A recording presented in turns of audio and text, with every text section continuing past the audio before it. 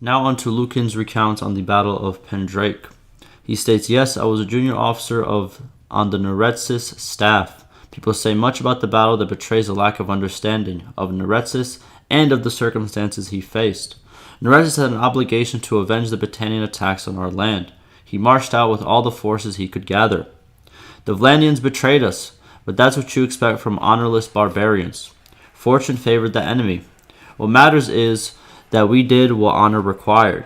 Perhaps Neretzes was rash, sending our infantry up the hills to storm the Battanian fort, but he thought he could grab the pass quickly before the enemy had time to reinforce it. If he had made the other wager, and that turned out to be wrong, people would say he was hesitant. I stayed with Neretzes until we were forced back to our camp by the Sturgian infantry, and then fought on the battlements. Eventually, we could hold them no longer. I did not see what happened to Neretzes or to our banner. Orenikos got us out of there and got us home.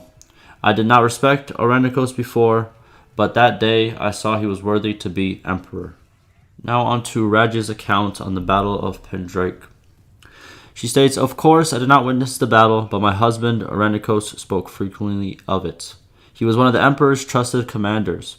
He could not stop Neretzes from marching to defeat, but he managed to salvage something from the disaster. When the Sturgians came over our barricades, he managed to lead a group of Neretzes guardsmen out the back. My husband's small force held together and were joined by stragglers and fugitives. He decided to march back, no food, little water, marching day, night, to keep of the enemy outriders. But they survived, the only organized Imperial force to do so. The city was in a state of panic after hearing rumors of what happened. Orenikos kept things from descending into chaos. When it came time for the Senate to choose the next emperor, there was no question it should be him. I loved him before as a man, but the day that I learned to love him as something more. What a gift he was to the people of Caladog." Now on to Garios' recount of the Battle of Pendraic. He states, "Yes, we will never forget that day, the day we learned that the old men who claimed they had the right to rule us were doddering incompetents. I was with the vanguard. Neretzes apparently knew that the Battanians had planned an ambush. The Khuzait scouts had told them. But he never bothered to inform us, so up we went along a lovely wooded stream until the Battanian arrows started whooshing in from all sides. We had our shields, but you could only point them in one direction at once, so we started to drop one by one until the Battanian falksmen came screaming out of the trees. Ordinarily, they'd be very vulnerable to archers, but, well, old Neretzes hadn't thought to send any along with us. So they came upon us, chopping and slashing, and we fought until we broke. I ran too, and any man who tells you he wouldn't in those circumstances is a liar. When I was sitting in the cold woods later that night, hiding with other fugitives, listening to the barbarians whoop and holler as they chopped off heads as trophies, I promised them that no Caladian soldier should again be led into battle by an emperor who knows so little of war." Now on to Penton's recount of the Battle of Pendraic. "Of course I can, you know my name, whose son I am. We had no choice but to go to war. Anyone who tells you they would have done otherwise is either a liar or a coward or both. The Sturgians attacked us and needed to be chastised. We lost an army and a banner, but we did not lose our honor, and without honor the empire would be finished. We lost because the Vlandians broke their oaths and fought us when they should have fought with us. I was given command of the cataphracts, and we easily crushed their crossbowmen. Their knights gave us more trouble. Meanwhile, the Sturgian infantry came down and attacked my forces. That's where my father fell. The barbarians just kept coming and coming. I fought my way with some loyal men, and I made my way back to the capital. But I found that Orenikos had got there before me and had himself declared emperor. He always was a cunning operator." Now on to Derthert's recount of the Battle of Pendraic. "It was a victory of the kind that is almost as bad as defeat. We had given an oath to the Empire to join them if attacked. It seemed clear to me that we should have honored our oath, that the Battanians and Sturgians were aggressors. But there is always room to argue about details. Ultimately, our barons did not wish to fight with the Empire, so they resisted coming to its help. Neretzes, when he heard we were hesitating, sent us a message calling us cowards and traitors. And you say that to a Vlandian noble at your peril? Neretzes should have known what he was doing. We joined the Sturgians. I did not fight in the battle. I stood on the hill telling my commanders where to go and who to attack. And we did rather well, I think you heard. Still, we took losses, heavy losses, and gained little. And for this, the barons blamed me, even though it was their idea to fight. I learned that day that a king should always lead, never follow, but it was a bitter lesson. Now on to Unthery's recount of the Battle of Pendraic. He states, "Yes, I was tasked by Derthert with the command of the crossbowmen. Our knights spotted a mass of Aserai light infantry spread across the valley and charged them. They weren't ready to meet the onslaught, but they rerouted. But then a bunch of Khuzait showed up and kept their distance, giving the knights a hard time, shooting their horses out from under them. That's when we showed up. When it was just us fighting the horse archers, we were winning. A man on foot can shoot as well or better than a man on horseback, all things being equal. And there were a lot more of us. So they started to go down and galloped off. The knights, of course, pursued, and that's when the problem started. Imperial cataphracts showed up, armed head to foot, and their horses too, so they just ignored our shooting and tore right through us. I was swept away in the retreat and saw no more of the battle. King Derthert had a good enough plan, but the barons, Ingalther, Olek, and that lot ignored him, as they always do." Now on to Ingalther's recount of the Battle of Pendraic. He states, "I was there. I was just a young squire then. I have heard no sweeter music than the thunder of our hooves as we bore down on the Aserai rabble. We fell on them like a falcon plunges upon a rabbit. They had overextended themselves, chasing the Imperial archers, light foot before our knights, and there was no contest. Let me tell you something. 9/10 of victory is recognizing when your enemy has made a mistake. The rash perish as swiftly as the weak, and deserve it just as much. We should have gone to seize all of the Western Empire. If Derthert had any manhood, we'd have done so. But his heart was never in the war. He believed he had broken his oath to the Empire by helping the Sturgians, and it gnawed at him.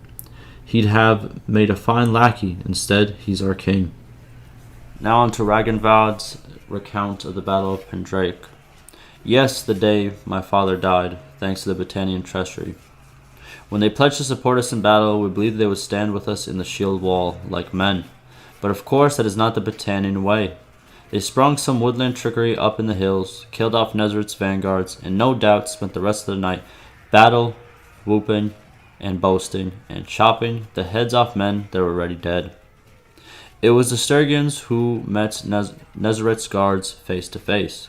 My father ordered me to stay back as he led them into battle, but he was at their head. He forced them back, and they broke and ran for the shelter of their camp. We went and attacked the ramparts and broke them, but my father was hit by an Imperial mace at the moment of his triumph and died. I will never forget when the messenger ran to tell me that my father was dead, but I knew I must swallow my grief because now I was king. I rode down into the ruins of the Imperial camp to take their banner as a trophy. My inheritance won by my father and passed down to me. Some of the boyars were insubordinate, but I have since showed them that I am the master." Now on to Godun's recount of the Battle of Pendraic. He states, "Yes, it was madness, the greatest blow struck against the Empire in a lifetime, and we squander it squabbling amongst ourselves about a flag. They say Olek the Old had pried the dragon banner out of the Emperor's dead hands, but then Prince Raganvad, who had not so much as drawn his sword in the battle, claimed it as a trophy. Olek, who was covered in the enemy's blood, laughed at Raganvad and told him to find his own toy to play with. Raganvad struck him, so Olek broke the banner staff over his knee and threw it in the prince's face. Or perhaps it was just Raganvad. He was stewing in his anger when it comes to the Battanian king, Caladog. The Battanians had taken their time stripping the bodies of the Imperial vanguard, and the Sturgians were angry at them, so Raganvad called him a coward. Caladog sneers at him and walks off. Insults his most powerful vassal and then insults his most valued ally. A fine day's work, wouldn't you say? But he has grown wiser since, though no more pleasant to spend time with." Now on to Olek's recount of the Battle of Pendraic. He states, "A victory won by my father, claimed by Raganvad. Old king, Vodislav was brave enough. He led us into battle. I stood at my father's side as we faced the Imperials eye to eye, over the tops of our shield. It was like any battle where shield walls meet, thrust and push, struggling to stay on your feet, but you can't really describe it. Let's just say it's the kind of battle that Sturgians usually win. When the Imperials had enough of us, they broke and ran for the ramparts. There they threw darts and rocks and their cursed fire. We had to go up ladders one by one. Vladislav was hit by a mace and went down. My father then went up, cleaving as they went, and rallied us and led us to victory. My father took the Imperial dragon banner from the dead Neretzes' hand. It's a famous story, but then the little prince Raganvad tried to claim it. My father broke it over his knee, threw it at him, and told him to get his own toy to play with. Ha! It was a good day. Now onto Caladog's recount of the Battle of Pendraic. He states, I am a busy man, but there is always time to talk about the blessed Battle of Pendraic. Our dear old beloved King Errol, a wonderful man, but with a heart perhaps just a mite too tender, did not wish for us to go off to war. But then he disappeared, and I, his son-in-law, ascended to the kingship. The clans cried out for war. They had 100 years of crimes against them to avenge, and I, father to my people, gave them what they wanted. Now the Empire uses tricks and traps in war. No Battanians fear to meet an Imperial soldier man to man, but we thought it would be a good laugh to use our tricks against them. So we laid an ambush on both sides of a wooden pass, and wouldn't you know, they marched right into it. They turned and twisted as our arrows rained down upon them, like fish going frantic in a pond as you draw the net tighter. Then, when they were greatly discomfited, we took up the flaxes and swords and reaped the harvest. Oh, there was some unpleasantries later with the Sturgians about the spoils of war, but what a grand old day it was. Now on to Ergeon's recount of the Battle of Pendraic. He states, for I am a son of Battania. There will be no prouder moment in his life than that day. Any son of Battania anyway. Look, right after the battle, our High King Ariel disappears, and his adopted son Caladog becomes king. That sets tongues to wagging, you know. But let me tell you, old Ariel could never in his life won such a victory as did Caladog that day. We waited for him like wolves in the wood. As their vanguard came up the winding road, they came without archers to protect them. Caladog blew his horn, and our bowmen fired from them from all sides. They turned their shields one way, and they were hit from the other. A glorious thing to watch.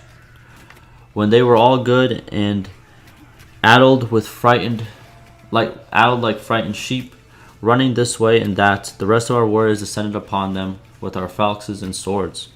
I cleaved this way and that. I took 12 heads, and mine was far from the greatest catch. The grandchildren tire of me telling this story. Now on to Melidir's recount of the Battle of Pendraic. He states, well, King Caladog's great victory, who would dare say anything to tarnish its shine? King Errol disappeared while hunting, and Caladog becomes king. He leads the tribes to war.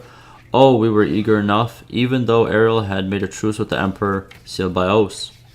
When we were dazzled with the prospect of vengeance, who cares about our sacred word and honor? The ambush, masterfully planned and executed, that none can deny.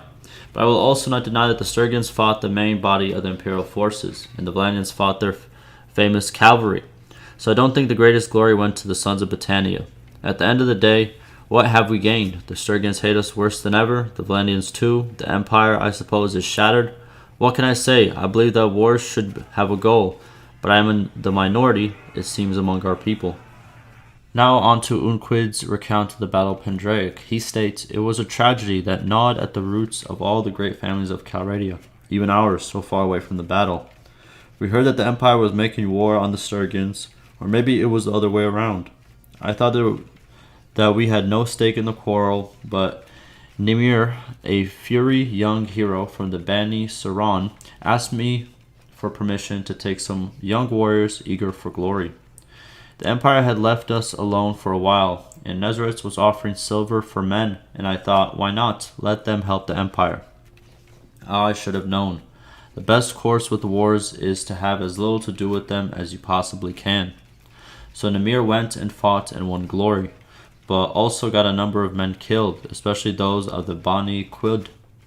And he became boastful and arrogant. And then, well, that is the beginning of the great feud between the Saranis and the Quids. But the rest of the story I should perhaps leave for someone else. Now on to Adram's recount of the Battle of Pendraic. He states, "There was never a prouder moment for the Bani Saran. The bravest and most valiant son of our clan, Nemir, led off a large group of Aserai warriors to fight for the empire, for gold and glory. I went with them.